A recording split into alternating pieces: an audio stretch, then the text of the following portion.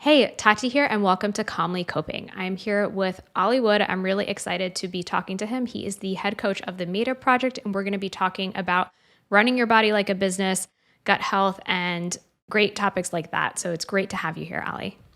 Oh, thank you so much for having me on board. So can you tell us a little bit more about yourself and how you got into this line of work?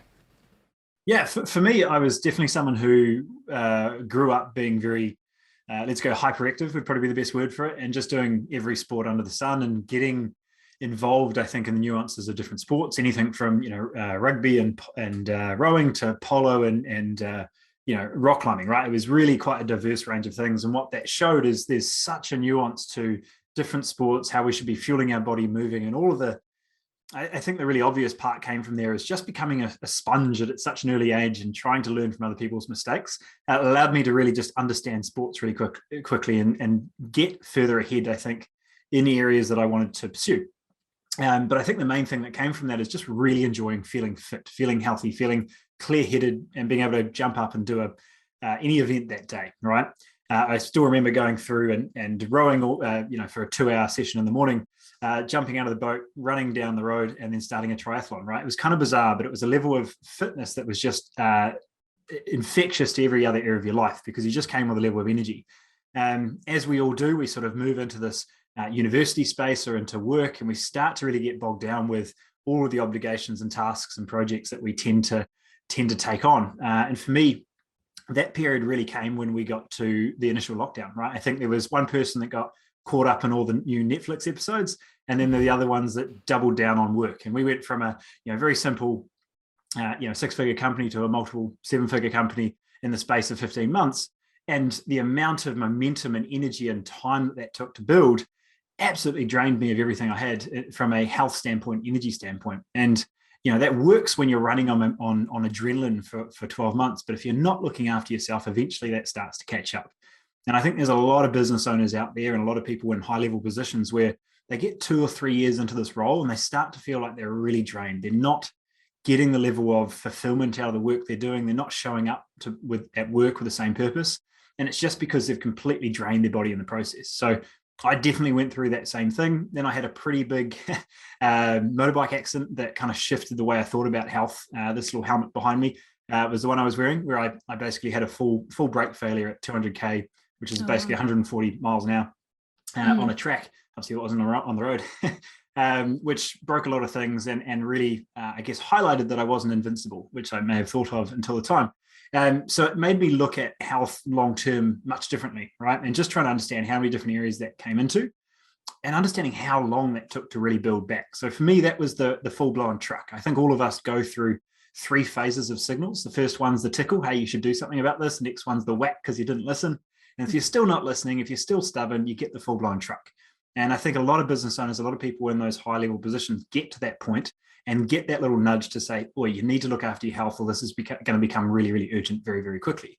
And for me, that came up and really just opened my eyes to what that looked like from a bigger level. But I think the big issue that a lot of high performing professionals run into is simply having the same performance on their business as they do on their health or vice versa. All right. And knowing that this work's really exciting and they're doing really important things and all that stuff. But if they're not looking after their body in the process, it will eventually all crumble. And we've seen so many people get so much out of their work and they've got divorces and they're overweight and everything starts to crumble around them. And there's no level of passion or fulfillment left in their eyes because they're so run down in that process. And I think that's very much something that I've resonated with a lot and something that I've taken the time to connect the two, right? Health and business shouldn't be contradicting. It should very much be complementary and it impacts how you show up in the world. Mhm. Yeah, I absolutely agree. And it sounds like for you, there was that moment when you got into that accident that it helped you to see things differently. Yeah. And, I think that a lot of times there can be that moment of kind of a wake up call, I guess, of recognizing that the way that you're doing things isn't working. And I like how you pointed out that there can be this tendency for many people and many high achievers to focus on their career and their success and in the process neglect caring for themselves. And how do you help people to try and, I guess, balance that? And is that what that would look like for you, like a balance of the two, or what's that process? Yeah, really well said. And I think it is very much that neglect, right? We take so much time to live such a fast-paced life that it's just go, go, go. And we're not pre-planning anything at all. And I think for us, we focus so much on productivity. Yet in the process, we really need to be more aware of our initial capacity, right? And that comes down to a recovery component. And for us, we focus on what we call front loading the buckets for the week, taking the time to not run yourself into the ground and feel, wrecked by Friday, that you need to recover on the next weekend, right? If we know that we've got a big week coming up, taking the time to front load that week, book in the massage, book in the morning walk, take the time with a friend to go for a hike, right? Do something to really fill that joy bucket and realize that that social connection, that joy factor is such a key element of making sure health is something you do long term rather than something I have to do, something I'm forced to do. And I think that allows for a nice integration of you back into a high performance day. Hmm. Yeah, and it's funny that you say that because I've heard that before where a lot of times people can overwork to the point where then the weekend just becomes recovering from the week before and you're not actually enjoying it.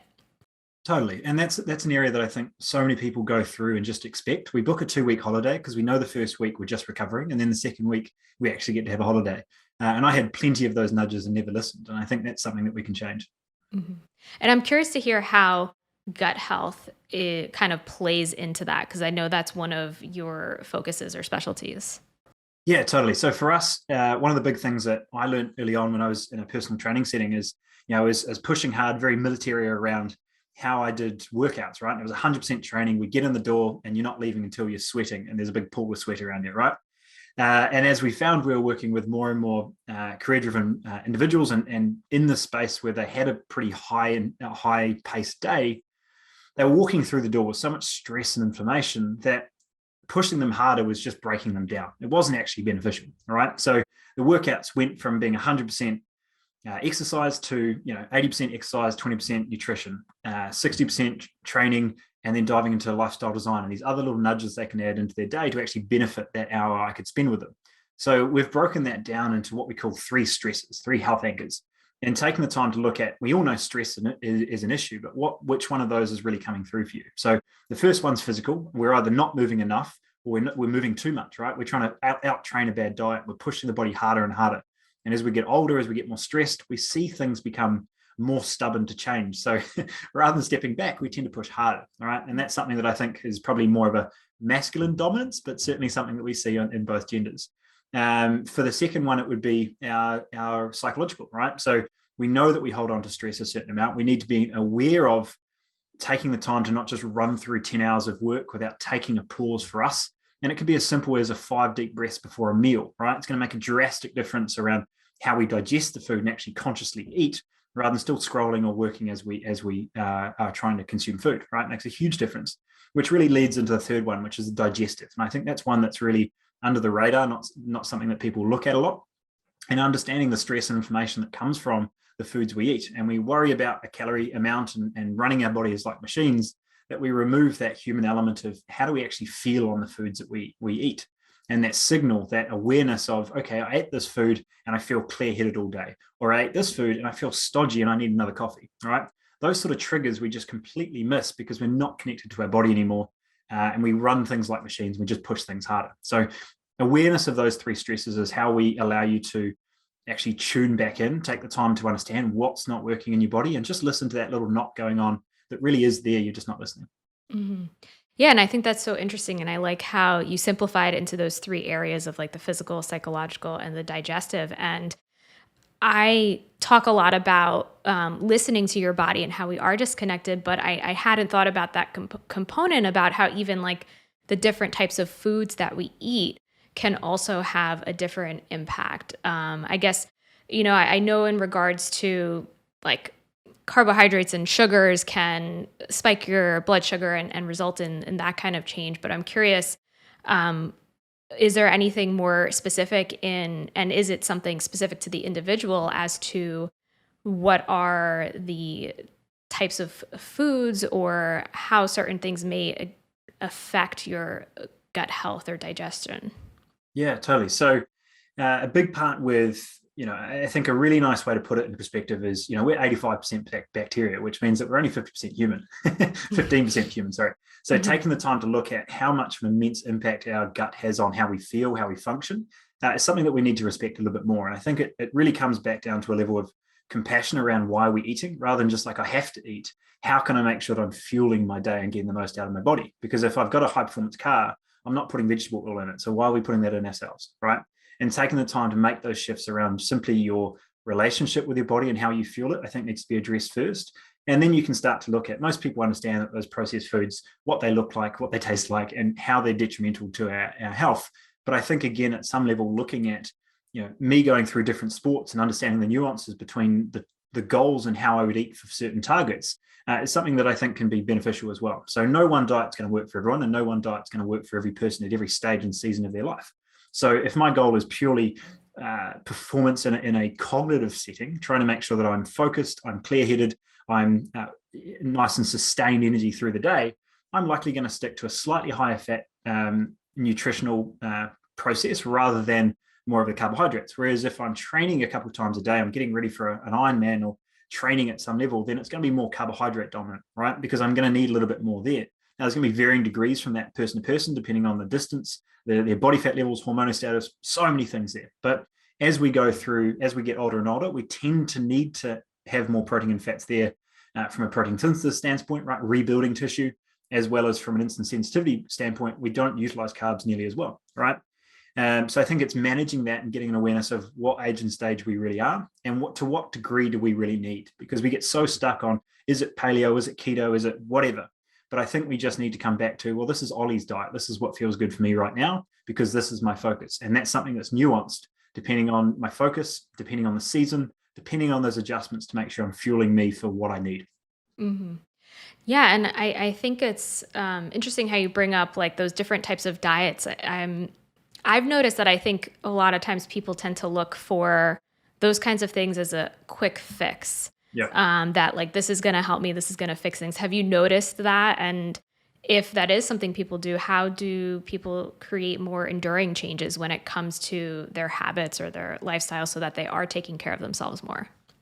Yeah, I think the biggest thing that we focus on through how we coach people is really taking the time to front load health before we look at performance, right? We're so quick to push the performance train that we're not really working with a body that's working with us.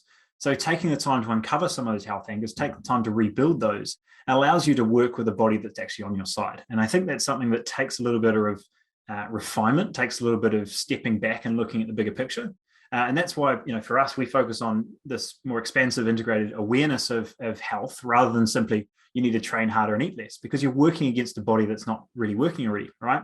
If I give you a banana and how you consume that, or how you digest that and utilize energy from that, it's going to be very different to say me, depending on certain hormonal status, depending on stress levels, depending on activity level. So many of those components that we need to address first. So knowing that there's nuance on the type of foods you're going to feel best on comes down to making sure that we've got a gut that's actually working, we've got a level of recovery that's in place, and we've got a structure that really fits into our day. I think a really simple place to start is, it's not what you eat, it's what you absorb, right? And what the factors that come into that are going to be, like I said, right, taking the time to look at stress, taking the time to look at your activity level, and just taking the time to look at those recovery components that are not in place. So in a roundabout way, trying to take the time to look at getting your body back on your side before you push it harder.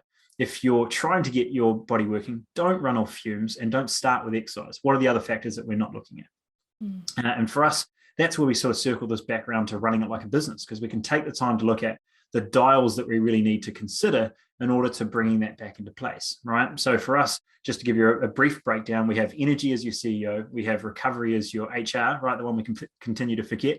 We've got our body, which is our operations, right? Everything's going to be harder if that's not in place. Our social, which is our marketing, and then obviously joy, which is our client fulfillment, right? At the end of the day, those last two, I think, are the ones that we know are the lifeblood for the business. If nobody knows about us, then the business, it doesn't matter how great the product is. From a joy standpoint, we can do all the things right, but if we're not enjoying it, we're just waking up, exercising, paying bills, and going to sleep, there's no real fulfillment in that process. So I think breaking it down into dials, getting clear on rating yourself on each one of those areas and which one is dragging you back. I had a client, someone that was looking to work with us last week, who was working with a coach. He was nailing his calorie intake. He was nailing his workouts, but he was just lonely, right? And the biggest thing that you can see at the end of the day is you can run yourself like a machine as much as you like. the end of the day, you still got to realize that you're just a solar panel with emotions, right? You got to take care of that too, right? So building that back, taking the time to get that sun exposure, right? That was a joke, but at the same time, it's taking the time to look at how the body really ultimately functions, and emotions and oxytocin and connection, and that component is a huge aspect of feeling good in your body day to day. And I think that's where it ties back to this conversation of front loading your buckets, because we're taking the time to fill those joy buckets back in, so we're not just running into the week with more work. Mm. Yeah, and I like how you're taking a holistic approach to it. And I think that many times it can be just going through the motions, even when it comes to taking care of yourself. I know that a lot of my listeners, because they're high achievers, they enjoy that feeling of checking things off of their lists and, like, getting the meditation in or the exercise or the tasks. And sometimes it becomes more about just checking things off than about actually experiencing them and enjoying the process. Totally. So I'm And this is curious. something you Yeah. brought up in your episode a couple of days ago that I listened to, around the overthinking, right? And I think it was really, really good. And it's just a conditioning that we all have around, like, there's a better score and there's a perfect score and there's this that we need to work towards the whole time. And I think we're working with a self experiment all the time. Like I said, this is going to be nuanced depending on what the goal is and what I feel best on, and that's going to change over time, right?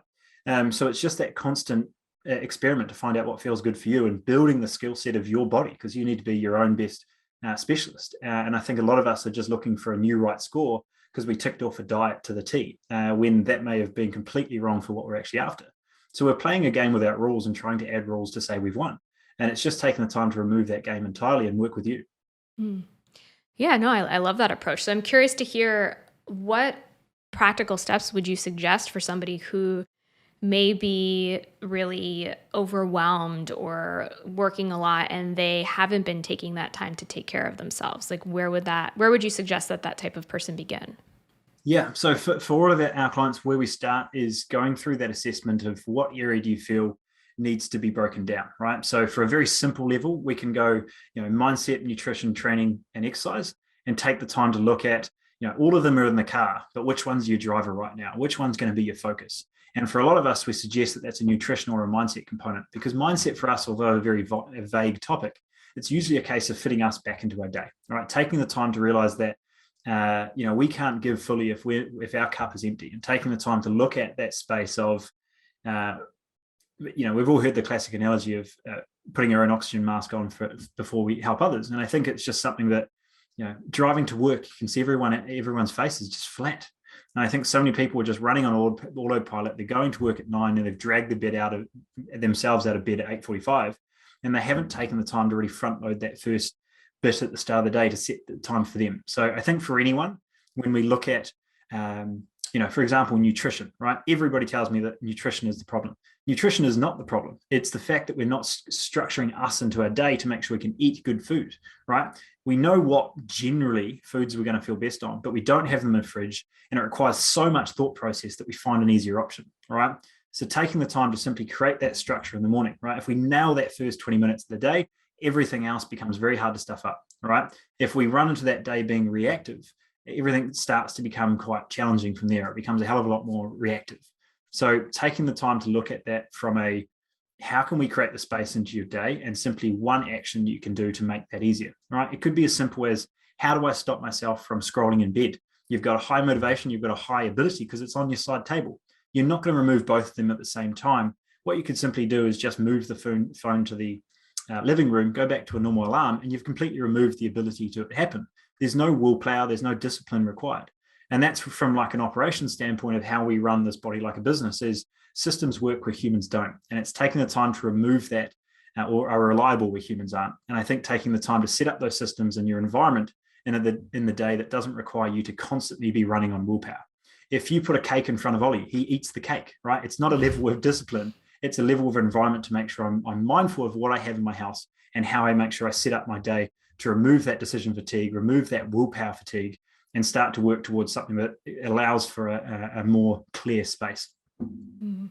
Yeah, so it sounds like you're, like you said, creating those systems and making those small shifts so that you don't have to rely on your willpower to decide what am I going to eat today, but you're making that decision in advance. And I like how you put it as front loading. So from what I'm understanding, it's front loading yourself. Is that what you're referring to, or front loading your health? Yeah, so we think of it as our buckets, right? And we're taking the time to look at energy. We're taking the time to look at joy. And I think for us, a lot of time, if our phone's running low, we charge it, right? If our body's running low, we just see how long we can go before it shuts down. Mm. So I think for us, it's just making sure, okay, if we've got a big day tomorrow and the battery's at 10%, we should probably plug it in before we dive into tomorrow. And I think we just need to have that same mindset of, our bucket or our battery, we've only got a certain amount that we have. And if it's been a while since we've had a weekend boys trip, or we've had the time to go for a hike with a friend, then we need to slot those in, because otherwise life gets very gray and we just start to go through the motions again. Hmm. And what are your perspectives on things like, because you mentioned when our battery gets low, like on our phone, we recharge it. What about things that I think many people tend to go towards caffeine or other sources of recharging their energy in maybe a more artificial way? Not to say that caffeine is completely unacceptable, but I'm curious to hear your thoughts on the person who, like, 2 o'clock in the afternoon, they need the cup of coffee to get through the day because they don't have energy. Yeah, absolutely. It's a really good question. And it's something that I think is getting in the way of this whole space we've talked about tuning in, listening to what your body feels like. Because the amount of people that have, a banana with their smoothie in the morning and then they're tired at 2 o'clock, and they never tie the two together of how their fructose is impacting a nice energy spike, and then they're flattening in the afternoon. So they just have that 2 p.m. coffee. And as soon as we remove that, we start to get these patterns. We start to understand what's really going on and just getting back that natural energy. So I think for us, we have the cycle of waking ourselves up artificially with caffeine and then calming ourselves down with alcohol or something there to calm us down. And it's these, as you said, external sources that we seek, rather than having that internal control of how we get that energy back naturally. And I think there's a lot of different ways that we can approach this, but I think it's very much taking the time from a caffeine standpoint. We've seen clients that are taking 8, 10 caffeine cups a day, right? And they're getting to the point that they're knowing they're more anxious. They're knowing that digestive system's not happy with them, but they require it to get through the day, right? If it's something that you enjoy, great. If it's something you need, that's something we need to address. And there's a huge difference between those two. So I think taking the time to just manage that and get an awareness of, from a caffeine intake, how much of that is just an enjoyment factor and how much is that trying to block this ability for us to actually function at a high level. We all think that we're running on like an 8 out of 10 of energy. It could be a little bit better. Where we strip back foods that are inflammatory, we strip back potentially caffeine intake, and we realize that we were 3 out of 10. Now we've actually got an opportunity to build that back up. So I think for a lot of us, it's just running under the radar, a lot of the stuff that we're not aware of. And that's why it starts with setting up our morning routine, taking the time to tune in and just take those 5 deep breaths and realize that you've been running around like a headless chook for 5 hours, to really just slow down and be like, I'm actually quite tired. Mm-hmm. And just taking that time to adjust it. Now, in that situation, again, we live a really, really fast-paced life. And I think one of my best metrics to check that is breathing rate, right? For a lot of us, we should be breathing around 8 to 10, maybe 12 breaths per minute. All of us are in the 18, 20, 22 per minute. So we're mildly hyperventilating the entire time. We're breathing through our chest. We're in that very hyper-aroused state or stress state through the day. And that's drastically impacting our recovery, our sleep quality, right? If we've got cortisol high all day, there's no chance we're having a deep restorative sleep. So I think there's components of that from a tuning in that we need to look at, and simply taking the time to look at. I don't think removing those things straight away is the first step, but I think taking the time to bring conscious awareness back to your energy and space for you first. And then you'll naturally start to see those patterns in the day of where you're just trying to find quick wins. Because I think in order to be productive tomorrow, we need to be proactive today. And for a lot of us, we're just in a reactive state of dragging energy out of tomorrow into today to make today good. And then we have to catch up again tomorrow. And it just becomes this perpetual cycle of us seeking those external sources. Mm-hmm. Yeah. And I like how you brought up the breath rate, the breaths per minute, because I think that can especially happen in people who struggle with anxiety, Yeah. that shallow breathing, and that comes as a result of stress and just being on edge and being worried about things. And that really does have an effect on you physically and physiologically, and even the chronic stress that people can experience. So how does somebody work on, I know you mentioned making those taking those pockets of time for yourself, and taking deep breaths. Do you have any other suggestions for somebody who does experience like chronic stress or anxiety? Yeah, I think for us, it's the whole process of this worry, I think, around the perfect score or what people think about us. And I think for us, it really just needs to be an awareness of we need to care more about what we think of ourselves rather than what we think of other people. Because I think the demands, and I've had this conversation so many times with my partner who's gone through this a ton, absolute perfectionist and amazing at what she does, but just taking the time to see how much stress she puts around a flat viewing back when we were in a flat, or making sure that when someone was coming around for dinner, the house was perfect. But if it was a Wednesday night for herself, it was not tidy and probably not a great, it wasn't the same amount of effort. And I think we see that in so many different areas. In a business setting, if we need to make payroll, we do everything we need to do to make payroll. But if we need to make that money for ourselves, we don't, right? And I think it simply demands on how much we place both importance and urgency on others' opinions rather than necessarily ourselves. And I think that worry, that overwhelm, that space of trying to do something from others, I think just distracts from tuning into what we actually feel and taking the time to center ourselves, breathe. What does that really look like for us, rather than necessarily what it looks like externally? And I think that personally for me, I think we can go a lot of different areas. And I think this is a role that you play hugely in. So I'd love to, I think I'm learning a lot from your podcast as well, but just starting from there, I think is really helpful because everyone's seeking permission from the outside world. They're seeking the great score. They're seeking perfect. And I think it just needs to feel good for them and tune into that a little bit first. Mm. Yeah, I like how you framed it in that way. That I think that can be true. That many people are focusing on expectations of others or pressure from others, or getting into this place of people pleasing, and that really does take the focus off of listening to yourself and tuning into what you need. And then we just go into this place, like you said, of autopilot and just going through the motions and doing things for other people. And that's when we get to that point of burnout and overwhelm, and just that things can become just mundane, and you're not really interested in your day-to-day life because you're going through the motions. And I was reading an article that you had posted on, I think it was on depression, and I thought it was interesting how you talked about, and I've heard about this before, but I don't know too much about it, how I think most of the serotonin that we have in our body is in our gut. So I'm curious to hear about how that is connected.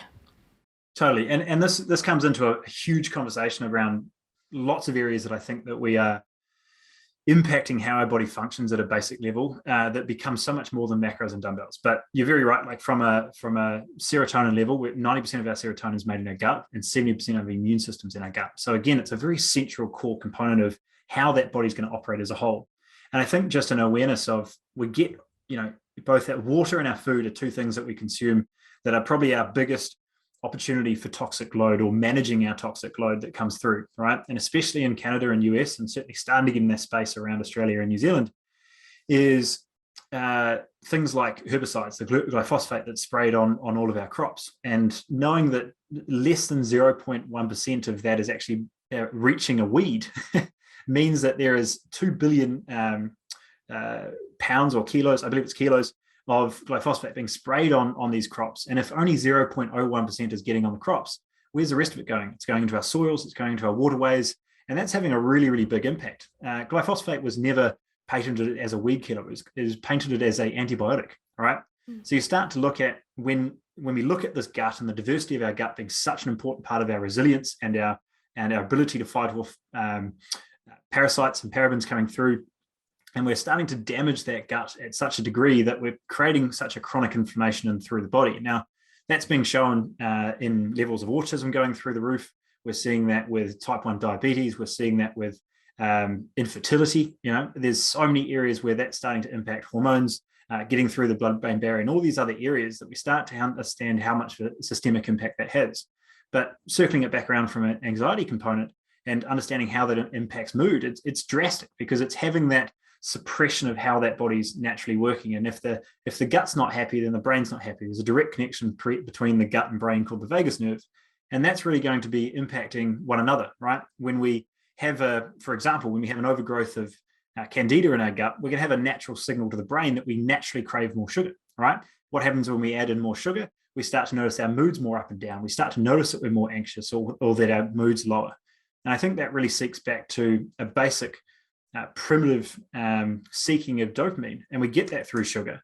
But what we do over time is start to decrease our baseline down and down. So to wrap that all up, it's ultimately, there's so many areas of our life where we start to look at simply that compassionate space of fueling our body, taking the time to have a whole foods, colorful meal as opposed to deep fried chicken, right? What that has to, in a systemic impact to the toxicity levels on our body, how that suppresses our natural immune system, and how this gut's supposed to be working. And then the ongoing effects of this now requiring a pick-me-up tomorrow on a caffeine standpoint, we start to just block that body more and more and more. So I think it just, it is a complicated topic, and I still need to wrap that up slightly better, but taking the time to look at starting at that space of what's the foods you're consuming and how do you feel on those foods just allows for all of those chemical systemic impacts in the body to really start to work with you again. Yeah. And I think I'm hearing that it's more of a compassionate approach towards, I guess, feeding yourself. Like, what is it that your body needs, and how can you feed your body what it needs rather than going for the things that may not necessarily be as nutritious or help you in the long run. Totally. And you likely see this as much as I do in a coaching space. There's so many people in health that finally pull the trigger on improving their health when it gets really bad, right? Mm. So there's a level of pain that people go through in order to reach action. And usually that comes from a place of hate, or at least self-loathing, where it's like, finally, I need to change. I'm not happy with where I am, right? And we need to be very, very aware of where that action is initially coming from so we can change it over time. Because if it's constantly hate or constantly putting ourselves down that makes us go to the gym or eat well, that's not going to be something we sustain long term, because we have to feel in order to do it. And if we're going to make this something we're going to do long term, we have to associate a level of joy or pleasure or just well done with that action. And I think that has to be a change over time towards compassion and how I feel about the things I'm doing in my day for me that becomes huge in looking after yourself. Mm-hmm. Yeah, no, I think that's such an important thing that you highlight, the approach and the intention with which we do things or which we approach things, that it's going to be much more sustainable when you're being kind to yourself and doing it from a place of compassion rather than when you're beating yourself up and being hard on yourself. Yeah. Yeah, so this was a really enlightening conversation. I know that I learned a lot. I'm curious if there are any final words that you have, or thoughts, or anything else that's on your mind. Yeah, I think the biggest thing here is just taking the time to look at, we have a head down, bum up, and we're just working so hard. But at the end of the day, so many people I see looking, running towards that success are like the dog running after the car. What happens if you ever actually catch it, right? And I think it's taking the time to realize, if you want to achieve your goals, rather than focusing so hard on the goal, focus on becoming the person that in doing so will achieve it, right? Build the character, build the skill set, build the steps required. So we're not glorifying the outcome. We're actually just really enjoying the process, because there's so many people, Olympians and business owners Olympians that get the gold medal, or business owners that sell their business. And then they become incredibly depressed after that massive high, because there's being so focused on one target rather than necessarily the process day to day that makes us feel better. And I think that's a really great space that I find myself in, is taking the time to look at what's that process day to day that allows us to show up better, rather than looking at the six packs on the beach, right? That's going to be a byproduct if it even matters. It's taking the time to look at, how do I show up feeling good in my own skin, feeling confident, being able to look at myself in the mirror and smile, all right? So many of us just look down and get on with the day, move on to the next one. And I think just coming from that level of self-compassion, taking the time to look at and glorifying the process rather than the outcome, I think is a really, really good place to start. What's that first step? What makes me feel good?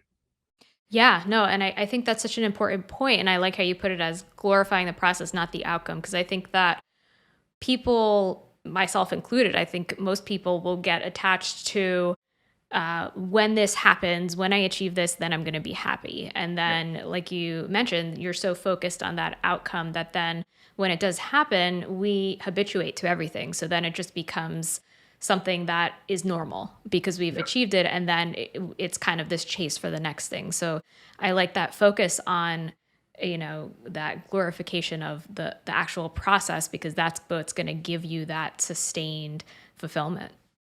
Totally. Great. So if people are interested in connecting with you further, where can they find you? Yeah, hopefully today was helpful. I think for us, being able to condense what we've talked about into some actionable steps that you can actually take into your everyday life. I think our Run Your Body Like a Business, we break that down to 5 dials, and we've done that over a 5-day challenge that you can find on our website, which is the metaproject.co. You'll be able to find it on our main page, go through that 5-day challenge and just break down those 5 dials and assess where you are in each one of those to really start to map out a bit of a game plan and get an idea of how this actually fits into your life. Not to drag you away from the things you enjoy, but ultimately to complement them and how you show up in a better version of you. So I think that'd be a really good resource, something that we've recently built out, and I think we're getting some really, really good responses to that. So that's probably the best place for you to dive into more about us. If you want to follow us on social media, I think Instagram would probably be the easiest one, just Olly Wood NZ, and we put up a fair amount there as well. Okay, awesome. Yeah, and I will leave the links to that in the description. All right. Well, it was great to speak with you today. And thank you so much for being on the podcast. I know that you talked about some really valuable things and that the listeners will find it valuable. My pleasure. It was really, really fun. Thank you. All right. Thank you.